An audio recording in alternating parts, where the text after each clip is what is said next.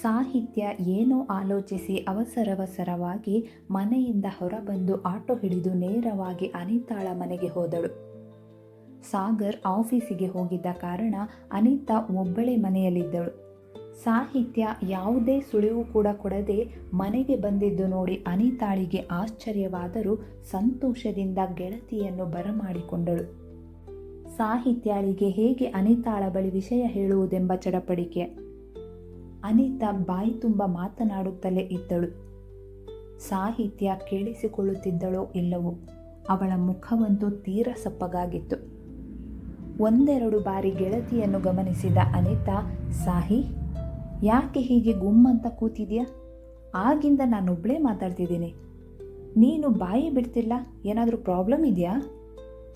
ಅನುಮಾನದಿಂದಲೇ ಕೇಳಿದಳು.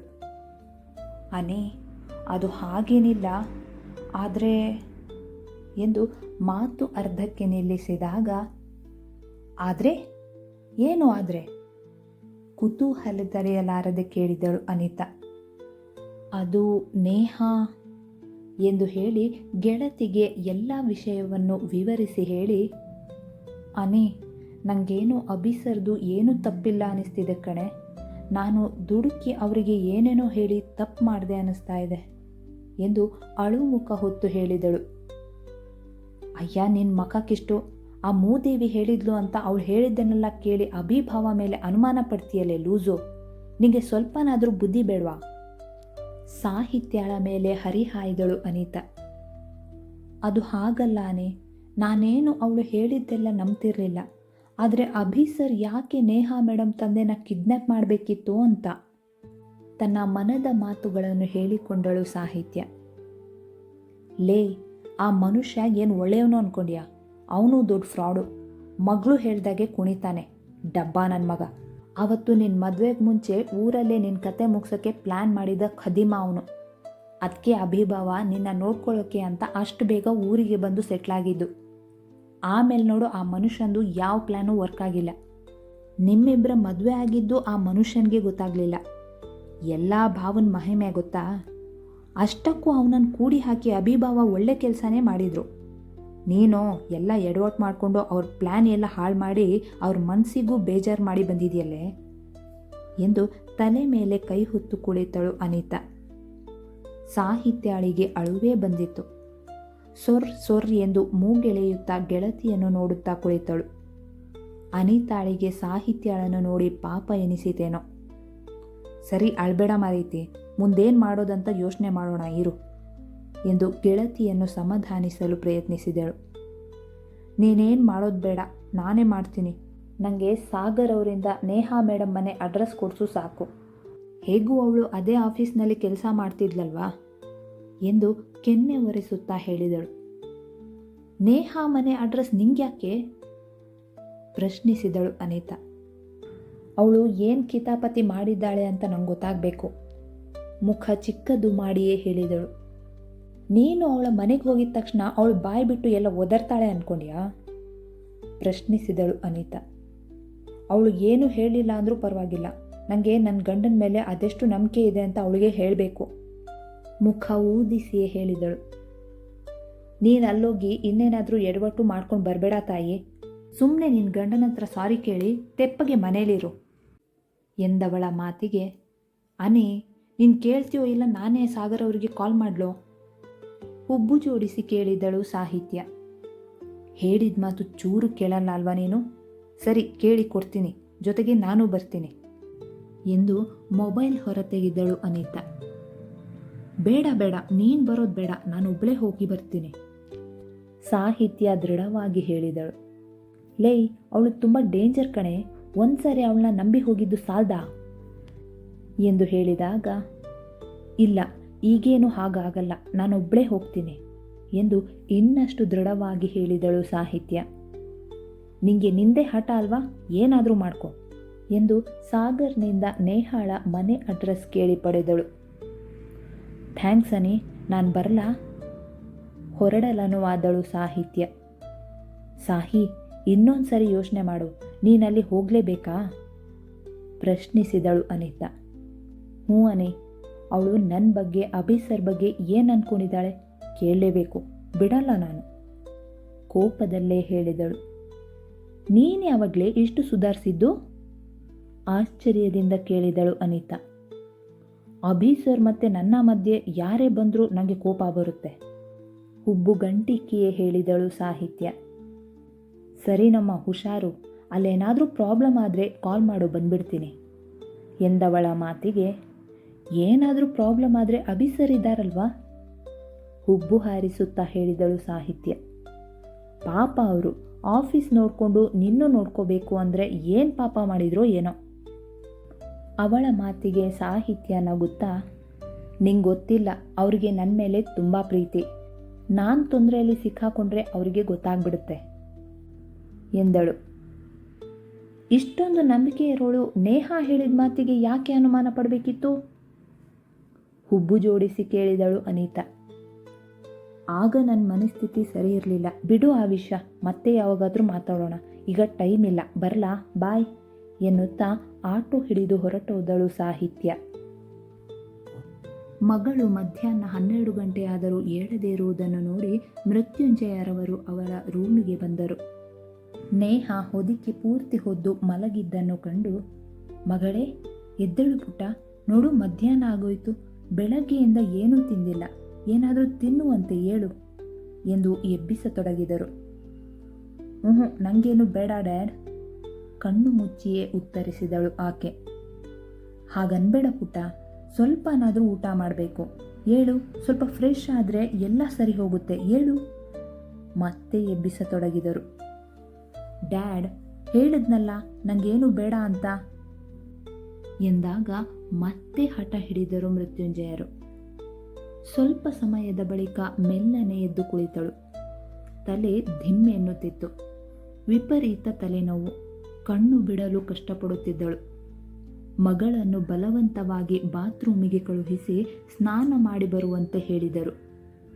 ಫ್ರೆಶ್ ಆಗಿ ಬಂದ ನೇಹಾಳಿಗೆ ತಲೆನೋವು ಸ್ವಲ್ಪ ಇಳಿದಿತ್ತು. 1 ಲೋಟ ಕಾಫಿ ಕುಡಿದು ಹಾಗೆ ಸೋಫಾಗೆ ಹೊರಗೆ ಕುಳಿತು ತಂದೆಯ ಮುಖ ನೋಡುತ್ತಾ, ಡ್ಯಾಡ್, ಆ ಸಾಹಿತ್ಯ ನಾನು ಹೇಳಿದ ಮಾತು ನಂಬಿರ್ತಾಳ? ಮತ್ತದೇ ಮಾತು ಶುರುವಿಟ್ಟಳು. ಪುಟ್ಟ, ಆ ವಿಷಯ ಬಿಡು, ಮೊದಲು ನೀನು ಊಟ ಮಾಡು, ಇರು ಊಟ ತರ್ತೀನಿ ಎಂದು ಎದ್ದ ತಂದೆಯ ಕೈ ಹಿಡಿದು ಕೂರಿಸಿ, ಊಟ ಈಗಲೇ ಬೇಡ ಡ್ಯಾಡ್, ಈಗಷ್ಟೇ ಕಾಫಿ ಕುಡಿದೆ, ನನಗೆ ಈ ವಿಷಯ ಹೇಳಿ, ಸಾಹಿತ್ಯ ನಾನು ಹೇಳಿದ ಮಾತನ್ನು ನಂಬಿರ್ತಾಳಾ? ಅದಕ್ಕೋಸ್ಕರ ಅಭಿ ನಿಮ್ಮನ್ನು ಬಿಟ್ಟಿರೋದಾ? ತನ್ನ ಅನುಮಾನವನ್ನು ಮತ್ತೆ ವ್ಯಕ್ತಪಡಿಸಿದಳು ಆಕೆ. ಗೊತ್ತಿಲ್ಲ ಮಗಳೇ, ಇದ್ದಕ್ಕಿದ್ದಂತೆ ಏನು ಹೇಳದೆ ನನ್ನ ಬಿಟ್ಟಿದ್ದಾನೆ ಅಂದರೆ ಅದಕ್ಕೆ ಕಾರಣ ಸಾಹಿತ್ಯ ಇರಬಹುದು. ನಿನ್ನ ಅನುಮಾನ ನಿಜ ಇರಬಹುದು ಅನಿಸುತ್ತೆ ನನಗೂ ಎಂದವರ ಮಾತಿಗೆ, ಆದರೆ ಡ್ಯಾಡ್, ನೀವು ನಿನ್ನೆ ಅವ್ರ ಪರ ವಹಿಸ್ಕೊಂಡು ಮಾತಾಡಿದ್ದು ನನಗೆ ಚೂರು ಹಿಡಿಸಲಿಲ್ಲ, ಮೂಗು ಮುರಿಯುತ್ತಾ ಹೇಳಿದಳು. ಪುಟ್ಟ, ಅಭಿ ನಿಂಗೆ ಸಿಕ್ಕಿದ್ರೆ ಅವನು ನಿನ್ನ ಇಷ್ಟಪಡ್ತಾನಾ ಅಂತ ಅನುಮಾನದಿಂದ ಹಾಗೆ ಹೇಳಿದೆ. ಮುಖ ಚಿಕ್ಕದು ಮಾಡಿ ಹೇಳಿದರು. ನಾನು ಅವನನ್ನು ಪ್ರೀತಿಸೋ ರೀತಿಗೆ ಅವನು ಕರಗೋಗ್ಲೇಬೇಕು ಡ್ಯಾಡ್. ಅವನೊಮ್ಮೆ ನನ್ನ ಕಡೆ ತಿರುಗಿ ನೋಡಿದರೆ ಸಾಕು, ಮತ್ತೆ ಆ ಸಾಹಿತ್ಯ ಏನು, ಬೇರೆ ಯಾವ ಹುಡುಗಿನೂ ಅವ್ನು ನೆನೆಸ್ಕೋಬಾರ್ದು, ಹಾಗೆ ನೋಡ್ಕೋತೀನಿ. ಡ್ಯಾಡ್, ನನಗೆ ಅಭಿ ಬೇಕು ಡ್ಯಾಡ್, ನೀವು ಅದೇನು ಮಾಡ್ತಿರೋ ನಂಗೆ ಗೊತ್ತಿಲ್ಲ, ಒಟ್ಟಿನಲ್ಲಿ ಅಭಿ ನನಗೆ ಸಿಗೋ ಹಾಗೆ ಮಾಡಿ ಡ್ಯಾಡ್ ಹಠ ಹಿಡಿದಳು ಆಕೆ. ಇನ್ನೊಂದೆರಡು ದಿನ ಕಾದು ನೋಡೋಣ ಪುಟ್ಟ, ನೀನು ಹೇಳಿದ ಹಾಗೆ ಅಭಿ ಹೆಂಡತಿ ನಂಬಿದರೆ ಅವರಿಬ್ಬರು ಬೇರೆ ಬೇರೆ ಆಗೋದ್ರಲ್ಲಿ ಅನುಮಾನನೇ ಇಲ್ಲ. ಅಷ್ಟರಲ್ಲಿ ನಾನೇನಾದರೂ ಉಪಾಯ ಹುಡುಕಿ ಇಟ್ಟಿರ್ತೀನಿ. ಸದ್ಯಕ್ಕೆ ಆ ಹುಡುಗಿ ಆ ಮನೆಯಿಂದ ದೂರ ಹೋಗಬೇಕು, ಆಗಲೇ ಎಲ್ಲ ಸಾಧ್ಯ ಆಗೋದು. ಅವಳಿಗೆ ಅವನ ಮೇಲೆ ಅನುಮಾನ ಬಂದಿದ್ದರೆ ಅದನ್ನು ಇನ್ನಷ್ಟು ಹೆಚ್ಚು ಮಾಡೋ ಕೆಲಸ ನಿಂದು ಎಂದವರ ಮಾತಿಗೆ, ಅದು ಹೇಗೆ ಸಾಧ್ಯ ಸರ್? ನನಗೆ ನನ್ನ ಗಂಡನ ಮೇಲೆ ತುಂಬ ನಂಬಿಕೆ, ಯಾವತ್ತಿಗೂ ಅವರನ್ನು ಬಿಟ್ಕೊಡೋ ಮಾತೇ ಇಲ್ಲ. ಅಂಥದ್ರಲ್ಲಿ ನಾನು ಆ ಮನೆಯಿಂದ ಹೊರ ಹೋಗ್ತೀನಿ ಅಂತ ನೀವು ಹೇಗೆ ಅಂದ್ಕೊಂಡ್ರಿ? ಧ್ವನಿ ಬಂದ ಕಡೆಗೆ ಅಪ್ಪ ಮಗಳು ಆಶ್ಚರ್ಯದಿಂದ ನೋಡಿದರು. ಬಾಗಿಲ ಬಳಿ ನಿಂತಿದ್ದಳು ಸಾಹಿತ್ಯ. ಸರ್, ನೀವೊಬ್ಬ ಒಳ್ಳೆ ತಂದೆ ಅಂದ್ಕೊಂಡಲ್ಲ, ನಂದೇ ತಪ್ಪು. ಅಭಿ ಸರ್ ನನ್ನ ಮಾತಿಗೆ ಬೆಲೆ ಕೊಟ್ಟು ನಿಮ್ಮನ್ನು ಸುಮ್ಮನೆ ಬಿಟ್ಟು ಕಳಿಸಿದ್ರು, ಆದರೂ ನಿಮಗೆ ಬುದ್ಧಿ ಬಂದಿಲ್ವಲ್ಲ? ಇನ್ನೊಬ್ಬರು ಮನೆ ಹಾಳು ಮಾಡೋ ಕೆಲಸನ ನಿಮ್ಮ ಮಗಳು ಮಾತ್ರ ಮಾಡ್ತಾಳೆ ಅಂದ್ಕೊಂಡಿದ್ದೆ. ಈಗ ನೋಡಿದ್ರೆ ಅವಳಿಗೆ ಆ ಗುಣ ಎಲ್ಲಿಂದ ಬಂದಿದೆ ಅನ್ನೋದನ್ನು ಕೂಡ ಸಾಬೀತು ಮಾಡಿದ್ರಲ್ಲ. ನೀವೇ ನೆಟ್ಟಗಿಲ್ಲ ಅಂದಮೇಲೆ ನಿಮ್ಮ ಮಗಳು ನೆಟ್ಟಗಿರೋಕ್ಕೆ ಹೇಗೆ ಸಾಧ್ಯ ಅಲ್ವಾ ಎಂದು ಮೃತ್ಯುಂಜಯರನ್ನೇ ನೋಡುತ್ತಾ ಕೇಳಿದಳು. ಸಾಹಿತ್ಯ, ನಾಲಿಗೆ ಬಿಗಿ ಹಿಡಿದು ಮಾತಾಡು. ಕೋಪದಲ್ಲಿ ಕೂಗಿದಳು ನೇಹ. ಇರೋದನ್ನ ಇರೋ ಹಾಗೆ ಹೇಳಿದ್ದು ನಾನು, ಅದಕ್ಕೆ ಈ ರೀತಿ ಕೋಪ ಮಾಡಿಕೊಂಡ್ರೆ ಹೇಗೆ ಹೇಳಿ? ನೇಹಾಳನ್ನು ನೋಡುತ್ತಲೇ ಕೇಳಿದಳು. ನನ್ನ ಮನೆಗೆ ಬಂದು ಇಷ್ಟೊಂದು ಮಾತಾಡ್ತೀಯಲ್ಲ, ಎಷ್ಟು ಧೈರ್ಯ ನಿಂಗೆ? ಹುಬ್ಬು ಜೋಡಿಸುತ್ತಾ ಎದ್ದು ನಿಂತಳು ಆಕೆ. ಅಯ್ಯೋ ನೇಹಾ ಮೇಡಮ್, ನೀವು ನಮ್ಮನೆಗೆ ಬಂದು ಅಷ್ಟು ಧೈರ್ಯದಿಂದ ಅಭಿ ಎದುರು ನಿಂತು ಅಷ್ಟೊಂದು ಸುಳ್ಳು ಮಾತಾಡಿದಾಗ ಇದ್ದಿದ್ದ ಧೈರ್ಯದ ಮುಂದೆ ನನ್ನ ಧೈರ್ಯ ಯಾವ ಲೆಕ್ಕ ಹೇಳಿ ಎಂದವಳ ಮಾತಿಗೆ, ಸಾಹಿತ್ಯ ಸುಮ್ಮನಿದ್ರೆ ಸರಿ, ಇಲ್ಲಾಂದ್ರೆ ಸಾಯಿಸ್ಬಿಡ್ತೀನಿ. ಹಲ್ಲು ಕಚ್ಚಿ ನೋಡಿದಳು ಆಕೆ. ಅಭಿಷೇಕ್ ಚಕ್ರವರ್ತಿ ಅವ್ರ ಹೆಂಡ್ತಿ ನಾನು. ಅಷ್ಟು ಈಸಿಯಾಗಿ ಸಾಯಿಸೋದು ಅಂದರೆ ಏನು ಕಡಲೆಪುರಿ ತಿಂದ ಹಾಗೆ ಅನ್ಕೊಂಡ್ರ? ನಾಳೆ ದಿವಸ ಜೈಲಲ್ಲಿ ಕೂತು ಕಂಬಿ ಎಣಿಸೋ ಪರಿಸ್ಥಿತಿ ಬರ್ಬೋದು, ಯೋಚನೆ ಮಾಡಿ. ಕೈ ಕಟ್ಟಿ ನೋಡಿದಳು ಸಾಹಿತ್ಯ. ಏನು ಹೆದರಿಸ್ತಿದ್ಯಾ? ದುರುಗುಟ್ಟಿ ಕೇಳಿದಳು ನೇಹ. ಇಲ್ಲ, ಎಚ್ಚರಿಕೆ ಕೊಡ್ತಾ ಇದ್ದೀನಿ. ಒಂದು ಹೆಜ್ಜೆ ಮುಂದೆ ಇಡಬೇಕಾದ್ರೂ ಯೋಚನೆ ಮಾಡಿ ಮುಂದೆ ಇಡಿ ಅಂತ. ಸಾಹಿತ್ಯಳ ಮಾತಿಗೆ ನೇಹ ಶಟ್ ಅಪ್ ಎಂದು ಜೋರಾಗಿ ಕಿರುಚಿದಳು. You shut up Neha. ಇಷ್ಟು ದಿನ ನಾನು ನಿನ್ನ ವಿಚಾರದಲ್ಲಿ ಮೌನವಾಗಿದ್ದೆ. ಯಾಕೆ ಗೊತ್ತಾ? ಒಂದಲ್ಲ ಒಂದಿನ ನಾನು ಮತ್ತು ಅಭಿ ಒಬ್ರನ್ನೊಬ್ರು ಎಷ್ಟು ಇಷ್ಟಪಡ್ತಾ ಇದ್ದೀವಿ ಅಂತ ನಿಮಗೆ ಗೊತ್ತಾಗಿ ನಮ್ಮಿಬ್ಬರಿಂದ ದೂರ ಆಗ್ತೀಯಾ ಅಂತ. ಆದರೆ ನೀನು ನಮ್ಮನ್ನು ಬೇರೆ ಮಾಡೋದಕ್ಕೋಸ್ಕರ ನನ್ನ ಗಂಡನ ಮೇಲೆ ಸುಳ್ಳು ಆರೋಪ ಮಾಡಿದೆಯಲ್ಲ, ಅದು ನನಗೆ ಸಹಿಸೋಕ್ಕಾಗಲಿಲ್ಲ. ಅದಕ್ಕೆ ಕೊನೆಯದಾಗಿ ನಿನಗೆ ಎಚ್ಚರಿಕೆ ಕೊಟ್ಟು ಹೋಗೋಣ ಅಂತ ಬಂದೆ. ಒಂದು ವೇಳೆ ಅಭಿ ವಿಷಯದಲ್ಲಿ ಮತ್ತೆ ತಕರಾರಿತಿದ್ರೆ ನಾನು ಸುಮ್ಮನೆ ಇರಲ್ಲ. ಸಾಹಿತ್ಯಳ ಮಾತಿಗೆ ನೇಹ ಜೋರಾಗಿ ನಗುತ್ತಾ, ಅಷ್ಟರಲ್ಲಿ ನೀನು ಬದುಕಿ ಉಳಿದ್ರೆ ತಾನೆ ಎಂದು ಹುಬ್ಬು ಹಾರಿಸಿದಳು. ನನ್ನ ವಿಷಯ ಬಿಡು, ನನ್ನ ಕಾಪಾಡೋಕ್ಕೆ ನನ್ನ ಗಂಡ ಇದ್ದಾರೆ. ನಿನ್ನ ಕಾಪಾಡೋಕ್ಕೆ ಯಾರಿದ್ದಾರೆ? ನಿಮ್ಮಪ್ಪ. ಅವರನ್ನೇ ಅವ್ರು ಕಾಪಾಡಿಕೊಳ್ಳೋಕ್ಕಾಗಲಿಲ್ಲ, ಇನ್ನು ನಿನ್ನನ್ನು ಅವ್ರು ಹೇಗೆ ಕಾಪಾಡ್ಕೋತಾರೆ ಎಂದು ಮುಗುಳ್ನಕ್ಕಳು. ಸಾಹಿತ್ಯ, ಮಿತಿ ಮೀರಿ ಮಾತಾಡ್ತಿದ್ಯಾ. ಇದ್ರ ಪರಿಣಾಮ ನೆಟ್ಟಗಿರಲ್ಲ ನೋಡು ಎಚ್ಚರಿಸಿದಳು ನೇಹ. ಇಷ್ಟು ದಿನ ನೀನು ಮಿತಿ ಮೀರಿ ಆಡ್ಕೊಂಡಿದ್ದಕ್ಕೆ ಪೂರ್ಣ ವಿರಾಮ ನೀಡೋಣ ಅಂತಲೇ ನಾನು ಬಂದಿದ್ದು ಎನ್ನುತ್ತಾ ಮತ್ತೆ ಮುಗುಳ್ನಕ್ಕಳು ಸಾಹಿತ್ಯ. ನಿನ್ನ ಸುಮ್ಮನೆ ಬಿಡಲ್ಲ ನಾನು ಎಂದು ಕೋಪದಲ್ಲಿ ಎದ್ದು ಸಾಹಿತ್ಯಳ ಬಳಿ ಹೋಗಿ ಅವಳ ಕೆನ್ನೆಗೆ ಹೊಡೆಯಲು ಮುಂದಾದಳು. ನೇಹಾಳ ಕೈಯನ್ನು ಗಟ್ಟಿಯಾಗಿ ಹಿಡಿದು, ನೀನು ಹೊಡೆದಾಗಲೆಲ್ಲ ಹೊಡೆಸಿಕೊಳ್ಳೋಕ್ಕೆ ನಾನೇನು ಹಳೆ ಸಾಹಿತ್ಯ ಅನ್ಕೋಬೇಡ. ದಿನ ಬೆಳಗಾದರೆ ಪಿಜ್ಜಾ ಬರ್ಗರ್ ತಿಂದು ಫಾರಂ ಕೋಳಿ ಥರ ಮೈ ಬೆಳೆಸ್ಕೊಂಡಿರೋ ನಿಂಗೆ ರಾಗಿ ಮುದ್ದೆ ಗಂಜಿ ಊಟ ಅಂತ ತಿಂದಿರೋ ಈ ನಾಟಿ ಕೋಳಿ ಒಂದೇಟು ಹೊಡೆದ್ರೆ 4 ದಿನ ಹಾಸಿಗೆ ಬಿಟ್ಟು ಎದ್ದೇಳದೆ ಇರೋ ಹಾಗಾಗುತ್ತೆ. ಯೋಚನೆ ಮಾಡು. ಇಂಥ ಬಲ ಪ್ರಯೋಗ ನನ್ನ ಮೇಲೆ ಬೇಡ, ಸೋಲೋದು ನೀನೆ ಎಂದು ಹೇಳಿ ಮೃತ್ಯುಂಜಯರವರ ಕಡೆ ತಿರುಗಿ, ನಿಮ್ಮ ಮಗಳು ಹೇಳೋ ಹಾಗೆ ಕುಣಿಯೋದು ಬಿಟ್ಟು ಅವಳಿಗೆ ಸ್ವಲ್ಪ ಬುದ್ಧಿ ಕಲಿಸಿ. ಇನ್ನೊಬ್ರು ಮನೆ ಹಾಳು ಕೆಲಸ ಮಾಡೋದು ಹೇಗೆ ಅಂತ ಹೇಳ್ಕೊಡೋ ತಂದೆನ ನಾನು ಇದೇ ಮೊದಲನೇ ಬಾರಿ ನೋಡ್ತಿರೋದು. ಇದರಿಂದ ನಷ್ಟ ಆಗೋದು, ದುಃಖ ಅನುಭವಿಸೋದು ನೀವೇ. ಬದುಕಿರೋಷ್ಟು ದಿನ ಯಾರಿಗಾದರೂ ಒಳ್ಳೇದು ಮಾಡೋಕ್ಕಾದ್ರೆ ಮಾಡಿ, ಇಲ್ಲ ಅಂದರೆ ಸುಮ್ಮನೆ ನಿಮ್ಮ ಪಾಡಿಗೆ ನೀವು ಇದ್ಬಿಡಿ. ಇದಕ್ಕಿಂತ ಹೆಚ್ಚು ನಾನೇನು ಹೇಳಲ್ಲ. ನೀವು ದೊಡ್ಡೋರು, ನಿಮಗೆ ಎಲ್ಲ ಅರ್ಥ ಆಗುತ್ತೆ ಅನ್ಕೋತೀನಿ. ನಿಮ್ಮ ಮಗಳನ್ನು ನಿಮ್ಮ ಕೈಯಾರೆ ಬಾವಿಗೆ ತಳ್ಳಬೇಡಿ. ಬರ್ತೀನಿ. ನೇಹಾ ಮೇಡಮ್, ನಿಮ್ಮ ಆರೋಗ್ಯದ ಕಡೆ ಗಮನ ಕೊಡಿ. ಬರಲಾ ಎಂದು ಹೇಳಿ ಹೊರಟೇ ಹೋದಳು ಸಾಹಿತ್ಯ. ಡ್ಯಾಡ್, ಅವಳಷ್ಟು ಒದರ್ತಿದ್ರು ನೀವು ಒಂದು ಅಕ್ಷರನೂ ಮಾತಾಡದೆ ಅವಳನ್ನ ಹಾಗೆ ಹೋಗೋಕೆ ಬಿಟ್ರಲ್ಲ, ಯಾಕೆ ಡ್ಯಾಡ್? ವೈ? ಕೋಪದಲ್ಲಿ ಅಪ್ಪನ ಶರ್ಟ್ ಹಿಡಿದು ಜಜ್ಜಿದಳು ನೇಹ. ಅವಳು ಇಲ್ಲಿ ಬಂದು ಇಷ್ಟೊಂದು ಮಾತಾಡಿದ್ದಾಳೆ ಅಂದರೆ ಏನೋ ಪ್ಲ್ಯಾನ್ ಮಾಡಿಕೊಂಡೇ ಬಂದಿರಬೇಕು ಮಗಳೇ. ಅವಳು ಹೇಳಿದ ಹಾಗೆ ಅವಳಿಗೇನಾದರೂ ಮಾಡಿದರೆ ಅದು ಮತ್ತೆ ತಿರುಗಿ ನಮ್ಮ ಬುಡಕ್ಕೆ ಬರೋದೇನೋ ಅಂತ ಸುಮ್ಮನಿದ್ದೆ. ಬಿಡು, ಅದಕ್ಕೆಲ್ಲ ತಲೆ ಕೆಡಿಸ್ಕೋಬೇಡ. ಮುಂದೆ ನಾವೇನು ಮಾಡಬೇಕು ಅನ್ನೋದ್ರ ಬಗ್ಗೆ ಯೋಚನೆ ಮಾಡಬೇಕು ಎಂದ ಅಪ್ಪನ ಮಾತಿಗೆ, ನೋ ಡ್ಯಾಡ್, ನನಗೆ ಅವಳು ಆಡಿದ ಮಾತು ತಡ್ಕೊಳ್ಳೋಕ್ಕೆ ಆಗ್ತಿಲ್ಲ. ಅವಳು ಎಷ್ಟು ಮಾತಾಡಿದ್ಲು, ನನ್ನ ಎದುರು ನಿಂತು ಮಾತಾಡೋ ಧೈರ್ಯ ಬಂತ ಅವಳಿಗೆ? ಇಲ್ಲ ಇಲ್ಲ, ಅವಳು ಬದುಕಿರಬಾರ್ದು ಎಂದು ಹುಚ್ಚಿಯಂತೆ ಅತ್ತಿತ್ತ ಓಡಾಡಿ ಏನೋ ನೆನಪಾದಂತೆ ತನ್ನ ರೂಮಿಗೋಡಿ ಬ್ಯಾಗ್ ತೆರೆದು ಇನ್ನೊಂದು ಮದ್ಯದ ಬಾಟಲಿ ತೆರೆದು ತುಟಿಗಿರಿಸಿದಳು. ಮೃತ್ಯುಂಜಯ ಅವರು ನೋಡುತ್ತಿದ್ದಂತೆ ಅವಳು ಬಾಟಲಿ ಪೂರ್ತಿ ಖಾಲಿ ಮಾಡಿ ಗೋಡೆಗೆಸೆದಳು. ಅದು ಚೂರು ಚೂರಾಗಿ ನೆಲ ಸೇರಿತು. ಮಗಳನ್ನು ಹಿಡಿಯ ಹೋದ ಮೃತ್ಯುಂಜಯರನ್ನೇ ದೂಡಿ, don't touch me dad, I hate you ಎಂದು ಅಲ್ಲೇ ಕುಸಿದಳು. ಸಾಹಿತ್ಯ ಮನೆ ಸೇರುವಾಗ ಕತ್ತಲಾಗಿತ್ತು. ಅಷ್ಟರಲ್ಲಿ ಅನಿತಾ 4-5 ಬಾರಿ ಕರೆ ಮಾಡಿದ್ದಳು. ಮನೆಗೆ ಬಂದ ಮೇಲೆ ಅವಳಿಗೆ ಸುರಕ್ಷಿತವಾಗಿ ಮನೆಗೆ ತಲುಪಿರುವ ಬಗ್ಗೆ ಕಾಲ್ ಮಾಡಿ ಹೇಳಿ ಹಾಸಿಗೆ ಕೊರಗಿದಳು. ಕಣ್ಣು ಮುಚ್ಚಿ ಮಲಗಿದ್ದ ಸಾಹಿತ್ಯಾಳಿಗೆ ಮತ್ತೊಮ್ಮೆ ತನ್ನ ಮತ್ತು ನೇಹಾಳ ಮಧ್ಯೆ ನಡೆದ ಸಂಭಾಷಣೆಯ ಬಗ್ಗೆ ಮೆಲುಕು ಹಾಕತೊಡಗಿದಳು.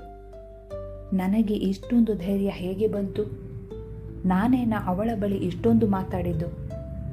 ತನ್ನನ್ನೇ ತಾನು ನಂಬದಾದಳು. ಮತ್ತೆ ನನ್ನ ಅಭಿಸರ್ ಬಗ್ಗೆ ಸುಮ್ಮನೆ ಆರೋಪ ಮಾಡಿದರೆ ನನಗೆ ಕೋಪ ಬರಲ್ವಾ? ಅದಕ್ಕೆ ಇರಬೇಕು ನಾನು ಅಷ್ಟು ಮಾತಾಡಿದ್ದು. ಯೋಚಿಸುತ್ತಲೇ ಮೆಲುವಾಗಿ ನಕ್ಕಳು. ಅವರ ಮೇಲೆ ಅನುಮಾನ ಪಡಬಾರದಿತ್ತು. ಅವರ ಬಗ್ಗೆ ಗೊತ್ತಿದ್ದರೂ ನಾನು ಹಾಗೆ ಮಾಡಿದ್ದು ನನ್ನದೇ ತಪ್ಪು. ಇವತ್ತು ಅವರ ಬಳಿ ಸಾರಿ ಕೇಳಲೇಬೇಕು. ಮುಖ ಚಿಕ್ಕದಾಯಿತು. ಅಭಿ ಬರುವವರೆಗೂ ಅವನ ನೆನಪಲ್ಲೇ ಕಾಲ ಕಳೆಯುತ್ತಾ ಕುಳಿತಳು. ಬಾಗಿಲ ಶಬ್ದವಾದಾಗ ಕಣ್ಣು ಮುಚ್ಚಿ ಮಲಗಿದ್ದ ಸಾಹಿತ್ಯಾಳಿಗೆ ಥಟ್ಟನೆ ಎಚ್ಚರವಾಯಿತು. ಎದುರಿಗೆ ಅಭಿ ನಿಂತಿದ್ದ. ಮನಸ್ಸು ಹೂವಿನಂತೆ ಅರಳಿತು. ಮೆಲುವಾಗಿ ನಕ್ಕಳು. ಅಭಿ ಅವನ ಪಾಡಿಗೆ ಬ್ಯಾಗ್ ಎತ್ತಿ ಟೇಬಲ್ ಮೇಲಿಟ್ಟು ಫ್ರೆಶ್ ಆಗಲು ಬಾತ್ರೂಮ್ ಹೊಕ್ಕ. ಸಾಹಿತ್ಯಾಳ ಮುಖ ಮತ್ತೆ ಸಣ್ಣದಾಯಿತು. ತುಂಬ ಸುಸ್ತಾಗಿದ್ದಾರೆ ಪಾಪ. ಈಗ ನನ್ನನ್ನು ನೋಡಬೇಕು ಅಂದರೆ ಆಗುತ್ತಾ? ಫ್ರೆಶ್ ಆಗಿ ಬರಲಿ, ಆಮೇಲೆ ಕೂತು ಮಾತಾಡಿದ್ರಾಯಿತು. ತಾನೇ ಸಮರ್ಥಿಸಿಕೊಂಡಳು. ಫ್ರೆಶ್ ಆಗಿ ಬಂದವನು ಹಾಗೆ ಬಟ್ಟೆ ಬದಲಾಯಿಸಿ ಬಂದಿದ್ದ. ಮುಖ ಒರೆಸುತ್ತಾ ಲ್ಯಾಪ್ಟಾಪ್ ಬ್ಯಾಗ್ ಮತ್ತು ಮೊಬೈಲ್ ಹಿಡಿದು ಬಾಲ್ಕನಿಗೆ ಹೆಜ್ಜೆ ಹಾಕಿದ್ದ. ಕಾಯುತ್ತಿದ್ದವಳು ಕಾಯುತ್ತಲೇ ಇದ್ದಳು. ಮುಖ ಇನ್ನಷ್ಟು ಸಪ್ಪಗಾಯಿತು. ಪಾಪ, ತುಂಬ ಕೆಲಸ ಅನಿಸುತ್ತೆ. ಬಂದ ತಕ್ಷಣ ನನ್ನ ಮಾತು ಕೇಳಬೇಕಾ? ಇನ್ನೂ ಸ್ವಲ್ಪ ಹೊತ್ತು ಟೈಮ್ ತಗೊಳ್ಳೋಣ. ಮತ್ತೆ ತನ್ನ ಮಾತನ್ನು ಸಮರ್ಥಿಸಿಕೊಂಡಳು. ಅವಳು ಅರ್ಧ ಗಂಟೆಯಿಂದ ಕಾಯುತ್ತಲೇ ಇದ್ದರೂ ಅವನು ಬಾಲ್ಕನಿಯಿಂದ ಕದಲಲಿಲ್ಲ. ನೇರವಾಗಿ ಅವನ ಮುಂದೆ ಬಂದು ನಿಂತಳು. ಅಭಿ ಒಮ್ಮೆ ತಲೆ ಎತ್ತಿ ಅವಳನ್ನು ನೋಡಿದ. ಅವಳು ಮುಗುಳ್ನಕ್ಕಳು. ಅವನು ಏನೂ ಪ್ರತಿಕ್ರಿಯಿಸದೆ ಮತ್ತೆ ಲ್ಯಾಪ್ಟಾಪ್ನಲ್ಲಿ ಮುಖ ಹುದುಗಿಸಿದ. ಸಾಹಿತ್ಯಾಳಿಗೆ ಬೇಸರವಾದರೂ ತೋರ್ಗೊಡದೆ ಅವನನ್ನು ಮಾತಾಡಿಸಲೇಬೇಕು ಎಂದು ಹಾಗೇ ನಿಂತಿದ್ದಳು. 10 ನಿಮಿಷವಾದರೂ ಅವಳ ಬಾಯಿಂದ ಮಾತು ಹೊರಡಲಿಲ್ಲ. ನಂತರ ಏನೋ ಯೋಚಿಸಿ ಅಡುಗೆ ಮನೆಗೆ ಓಡಿದಳು. ನಿಮಿಷದಲ್ಲೇ ಕಾಫಿ ಕೈಯಲ್ಲಿ ಹಿಡಿದು ಅವನ ಮುಂದೆ ನಿಂತಳು. ಅವಳು ಬಂದಿರುವುದು ತಿಳಿದರೂ ಅವಳತ್ತ ಗಮನ ಕೊಡಲಿಲ್ಲ ಆತ. ಕಾಫಿ ಎಂದು ಕೈ ಮುಂದೆ ಚಾಚಿದಳು ಆಕೆ. ಬೇಡ ಎಂದು ಲ್ಯಾಪ್ಟಾಪ್ ನೋಡುತ್ತಲೇ ಉತ್ತರಿಸಿದ. ಮಾಡಿ ತಂದಿದ್ದೇನೆ ಮತ್ತೆ ಕೇಳಿದಳು. ನೀನೇ ಕುಡಿ. ಮತ್ತದೇ ಗಂಭೀರ ಧ್ವನಿ ಅವನದು. ನಿಮಗೆ ಅಂತ ಮಾಡಿದ್ದು? ಅವನನ್ನೇ ನೋಡುತ್ತಾ ಕೇಳಿದಳು. ನಂಗೆ ಬೇಡ ಅನ್ನಲ್ಲ, ಸುಮ್ಮನೆ ಹೋಗಿಲ್ಲಿಂದ. ತುಸು ಜೋರಾಗಿತ್ತು ಅವನ ಧ್ವನಿ. ಸರ್ರನೆ ಕೈ ಹಿಂದಕ್ಕೆಳೆದು ಮರು ಮಾತನಾಡದೆ ರೂಮಿಗೋದಳು ಆಕೆ. ಈ ಸರ್ಗೆ ನನ್ನ ಮೇಲೆ ಇಷ್ಟೊಂದು ಕೋಪ ಇದೆ ಅಂತ ಇವತ್ತೇ ಗೊತ್ತಾಗಿದ್ದು. ಛೇ, ನಾನೊಬ್ಳು ತಲೆ ಕೆಟ್ಟು ಏನೇನೋ ಮಾತಾಡಿಬಿಟ್ಟೆ. ಚೂರು ತಾಳ್ಮೆ ಇಲ್ಲ ನನಗೆ. ಅವ್ರೇನು ಮಾಡಿದರೂ ನನ್ನ ಒಳ್ಳೆಯದಕ್ಕೆ ಮಾಡ್ತಾರೆ ಅನ್ನೋ ಯೋಚನೆನೂ ಮಾಡಿಲ್ಲ ನಾನು. ಈಗೇನು ಮಾಡಲಿ ನಾನು ಎಂದು ಯೋಚಿಸುತ್ತಾ ಅಭಿಗೆಂದು ತಂದ ಕಾಫಿಯನ್ನು ತಾನೇ ಕುಡಿದು ಖಾಲಿ ಮಾಡಿದಳು. ಮತ್ತೊಮ್ಮೆ ಬಾಲ್ಕನಿಯತ್ತ ಎಣುಕಿದಳು. ಅಭಿ ಲ್ಯಾಪ್ಟಾಪ್ ಆಫ್ ಮಾಡಿ ಮೊಬೈಲ್ ನೋಡುತ್ತಾ ಕುಳಿತಿದ್ದ. ಇನ್ನೊಂದು ಬಾರಿ ಹೋಗಿ ಮಾತನಾಡಿಸುವ ಮನಸ್ಸಾಯಿತು ಅವಳಿಗೆ. ಮೆಲ್ಲನೆ ಅವನತ್ತ ಹೆಜ್ಜೆ ಇಟ್ಟಳು. ಗಂಟು ಮುಖ ಹೊತ್ತವನನ್ನು ನೋಡಿ ಮಾತನಾಡಿಸಲು ಧೈರ್ಯ ಸಾಲದೆ ಮತ್ತೆ 2 ಹೆಜ್ಜೆ ಹಿಂದೆ ಇಟ್ಟಳು. ಇಷ್ಟೊಂದು ಕೋಪ ಒಳ್ಳೆಯದಲ್ಲ ಅಂತ ಅವರಿಗೆ ಹೇಗೆ ಹೇಳಿ? ಮೂಗಿನ ತುದಿಲೆ ಕೋಪ ಇಟ್ಕೊಂಡಿರ್ತಾರಲ್ವ, ಅದಕ್ಕೆ ಇರಬೇಕು ಆಫೀಸಲ್ಲಿರೋರು ಇವರನ್ನು ಕಂಡ್ರೆ ಅಷ್ಟೊಂದು ಭಯ ಪಡೋದು. ಸ್ವಲ್ಪನಾದರೂ ತಾಳ್ಮೆ ಬೇಡವಾ? ನಾನು ಏನು ಹೇಳೋಕ್ಕೆ ಹೊರಟಿದ್ದೀನಿ ಅಂತ ಕೇಳೋದು ಬೇಡವಾ? ಅಲ್ಲ, ನಾನೇನು ಹೇಳೋಕ್ಕೆ ಹೋಗಿಲ್ಲ. ಅವ್ರಿಗೆ ಹೇಗೆ ಗೊತ್ತಾಗುತ್ತೆ ನಾನೇನೋ ಮಾತಾಡಬೇಕು ಅಂತಿದ್ದೀನಿ ಅಂತ, ಅಲ್ವಾ? ಅಟ್ಲೀಸ್ಟ್ ಕಾಫಿ ಕೊಡಬೇಕಾದ್ರೆ ನನ್ನ ಮುಖ ನೋಡಿ ಮಾತಾಡಿದ್ದಿದ್ರೆ ನನಗೂ ಮಾತಾಡೋಕ್ಕೆ ಧೈರ್ಯ ಬಂದಿರೋದು. ಅದು ಬಿಟ್ಟು ಉಪ್ ಅಂತ ಬಲೂನ್ ಥರ ಮುಖ ಮಾಡಿಕೊಂಡ್ರೆ ನಾನು ಮಾತಾಡೋದಾದರೂ ಹೇಗೆ? ಒಳ್ಳೆ ಕೋಪಿಷ್ಟನ್ ಸವಾಸ ಎಂದು ಹೇಳುವಷ್ಟರಲ್ಲಿ, ಏನಂದೆ ಎಂಬ ಜೋರಾದ ಧ್ವನಿಗೆ ಸರಕ್ಕನೆ ತಿರುಗಿದವಳಿಗೆ ಎದುರಿಗೆ ಹುಬ್ಬುಗಂಟಿಕ್ಕೆ ನಿಂತಿರುವ ಅಭಿಯನ್ನು ಕಂಡು ನಡುಕ ಹತ್ತಿತು. ಮುಂದುವರೆಯುವುದು.